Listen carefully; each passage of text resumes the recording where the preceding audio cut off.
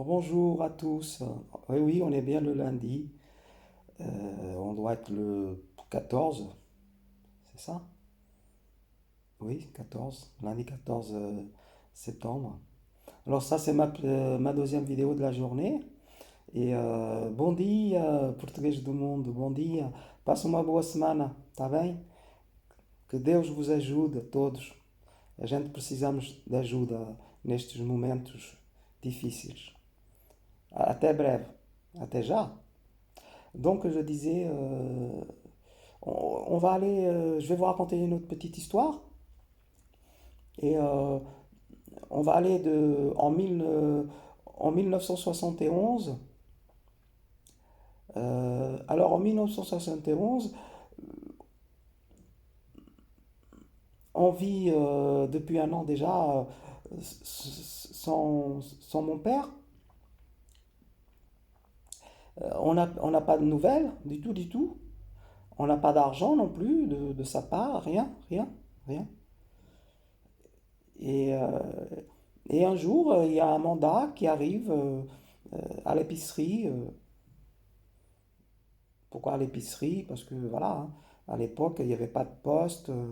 L'épicerie faisait office de tout, hein.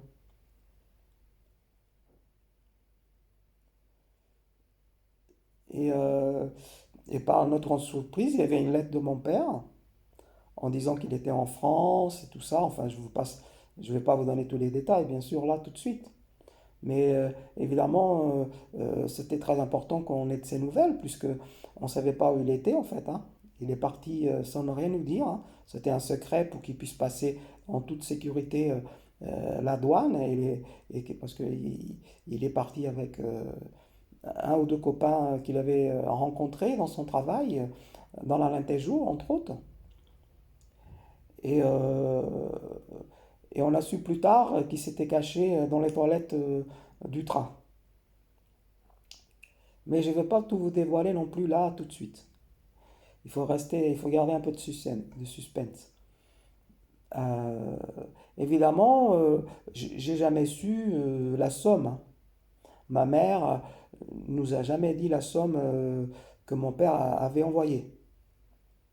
Et dans cette lettre, il avait demandé que ma mère lui envoie des photos de nous tous, puisque ça faisait déjà un an et demi presque que qu'il ne nous avait pas vus. Donc on était une grande famille, très très grande, il voulait des photos pour voir voilà, des photos quoi.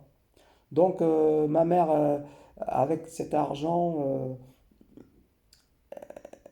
je vous l'ai déjà dit, elle va s'acheter une radio et on va acheter du pain à Villa Facaille. Elle ne fera plus de pain. Elle n'en faisait déjà pas puisqu'on n'avait plus de maïs. Donc pas de maïs, pas de farine pour faire le pain. Donc de toute façon, on n'avait plus de pain. Elle ne faisait plus de pain, ma mère. On on n'avait pas d'argent. Les terres elles étaient complètement à l'abandon parce que voilà.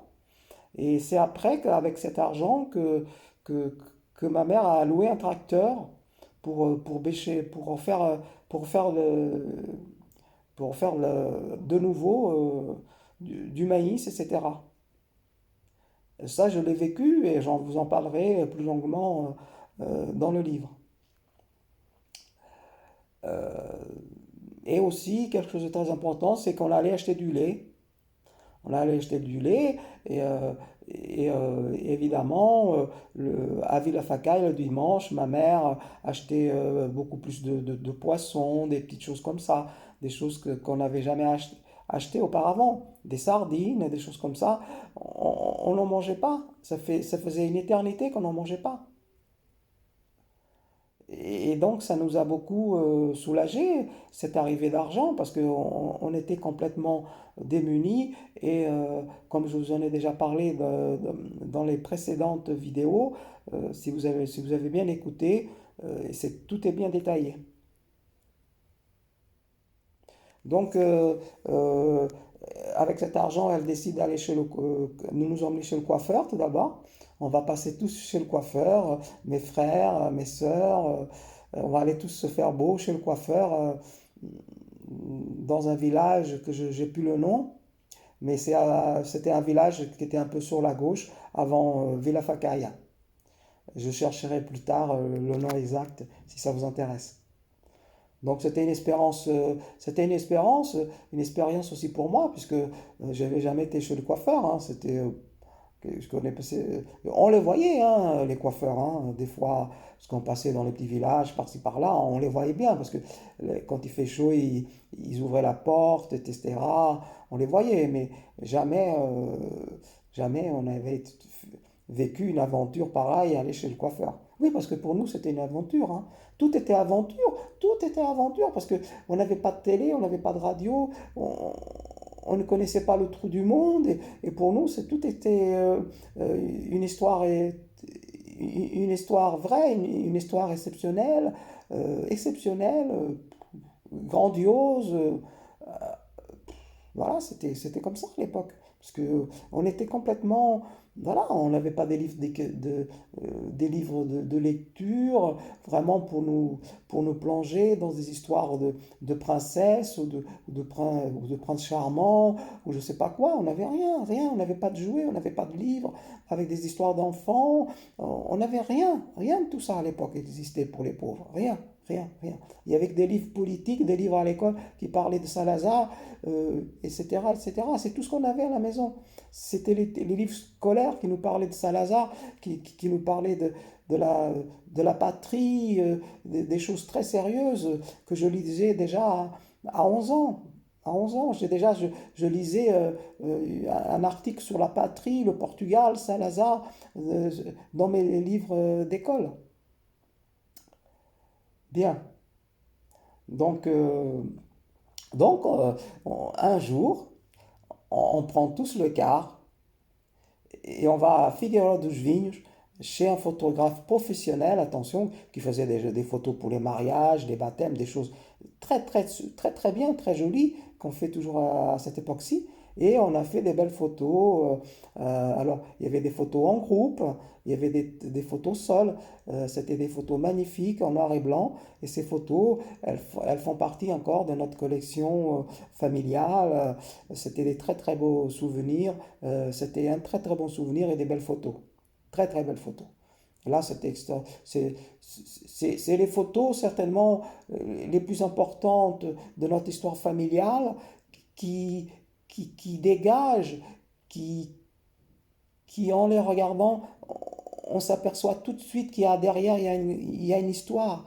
Et ces photos, peut-être que je les mettrai dans mon livre parce que ça dégage, ça dit beaucoup de choses, ces photos.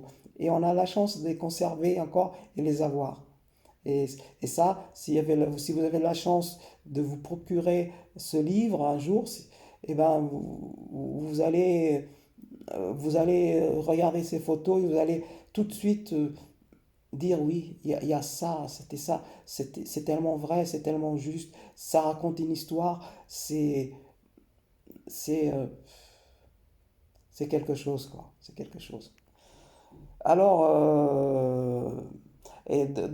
notre vie commence à s'améliorer, évidemment, hein, évidemment, hein. Ma mère, elle est beaucoup plus décontractée, moins stressée, moins angoissée.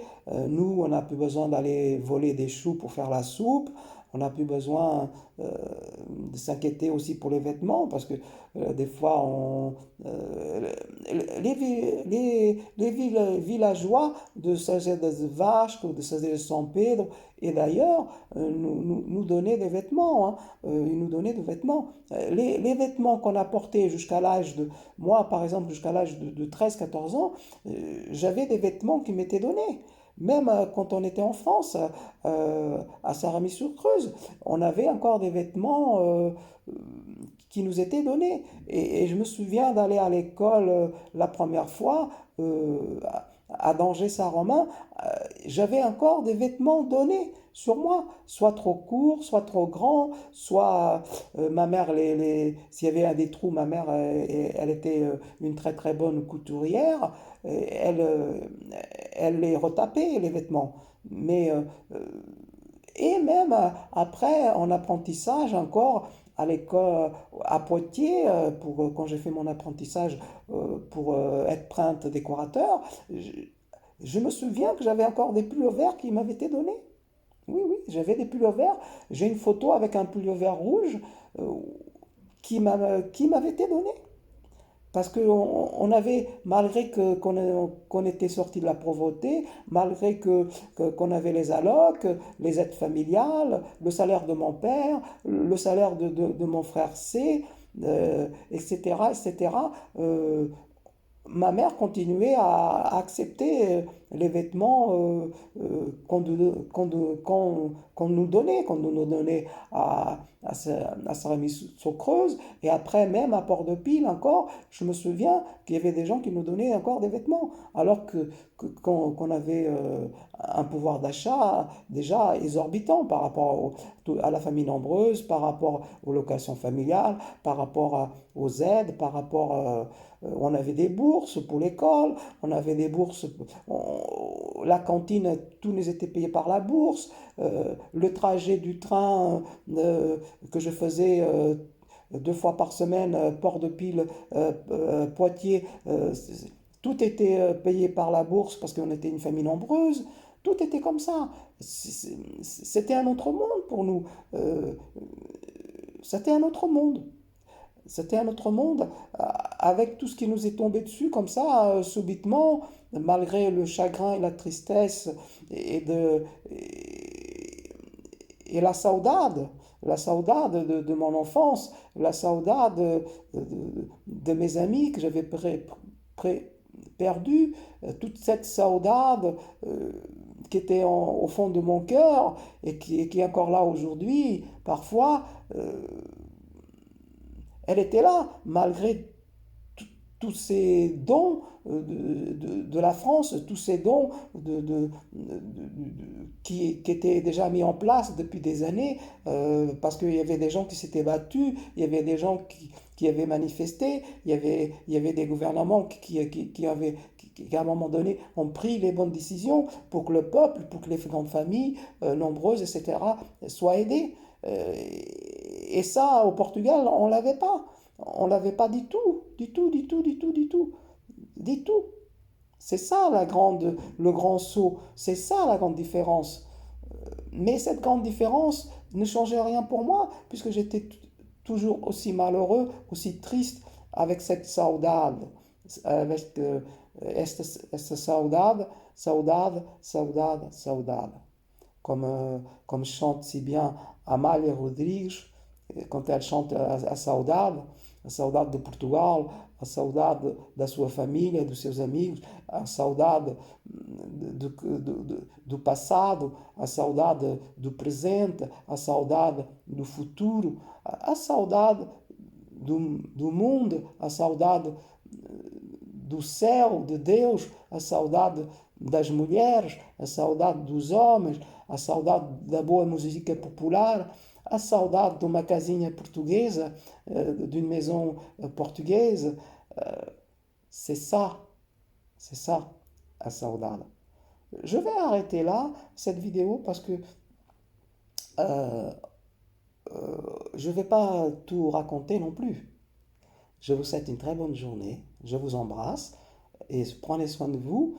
Euh, Dégagez, faites le nécessaire autour de vous pour dégager des ondes positives malgré le monde qui nous entoure, malgré les difficultés qu'on vit tous au quotidien actuellement. Faites cet effort énergétique d'envoyer à vos amis, à vos proches, à vos familles, les gens que vous aimez et surtout aux gens que vous n'aimez pas. Envoyez-leur toutes ces énergies positives pour que le monde soit meilleur, pour que le monde soit plus beau, pour qu'on soit fort, pour que le monde, on arrive à retourner la destinée qui est ambiante, qui n'est pas bonne, en une destinée positive, en une destinée grandiose qui nous emmènera tous vers le merveilleux. Je vous embrasse, soyez forts, soyez forts, soyez forts.